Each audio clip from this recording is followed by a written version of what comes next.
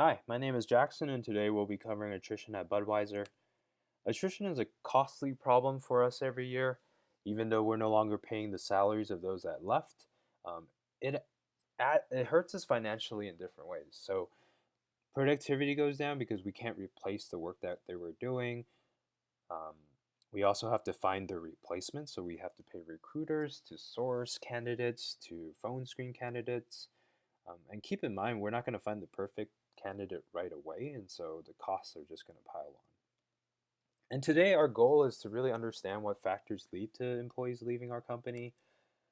Fortunately for us, we have a repository of employee observations, over 1,000, in fact, um, and we can see whether they're still at the company or not. On your right, you'll just see some characteristics that describe these employees. So, how old they are they traveling a lot, how much they're being paid every day. The first trend that we'll look at today are going to be within jobs and the roles.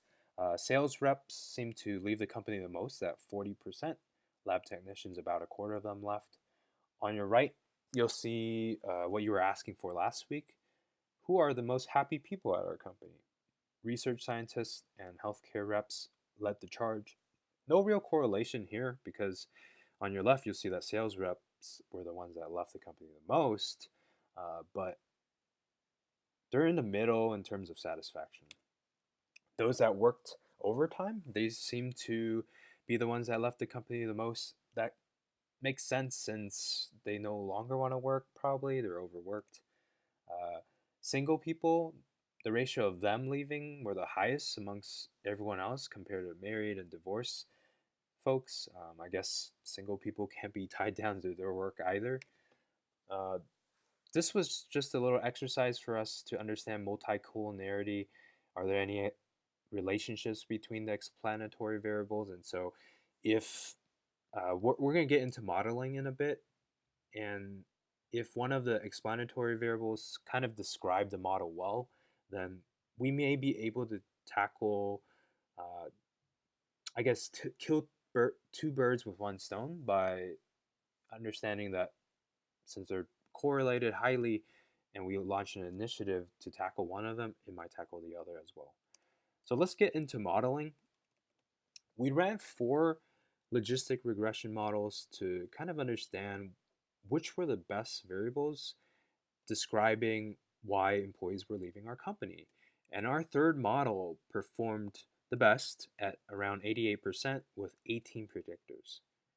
Now, that might sound good to you in terms of, okay, 88%, but at the same time, 18 predictors is a lot. We might be spending a lot of money launching 18 different initiatives to tackle employee attrition. So, for me, I'm looking at the models here. They're all relatively predicting well, around 85%. And so, what were the most common variables amongst them? These were the 6 that that were the most common amongst the 4 models. Business travel, those that traveled the most and most frequently, they were the ones that were leaving the company. And so maybe it's reducing the amount of travel we're doing as a company. Distance from home, those who are driving a lot and commuting a lot, were leaving our company the most. And so maybe it's employing a work from home policy. In environment satisfaction and job satisfaction, that's more so subjective, hard to measure, and so maybe it's conducting some employee surveys to understand what they're satisfied by, and then just launching initiatives to help that matter out. Marital status, we can't really change single people being non-single in a blink of an eye, so maybe it's targeting those single folks and getting them more involved at the company. And then those that it's been a while since their last promotion, perhaps it's creating a more transparent job ladder within the company and helping them understand what are some of the next milestones for them to tackle so that they're more satisfied with their work and they're more committed to staying. So those were 6 of the most common predictors. I'd say we launched some initiatives to tackle them, and that should help reduce or limit our employee attrition. Thank you.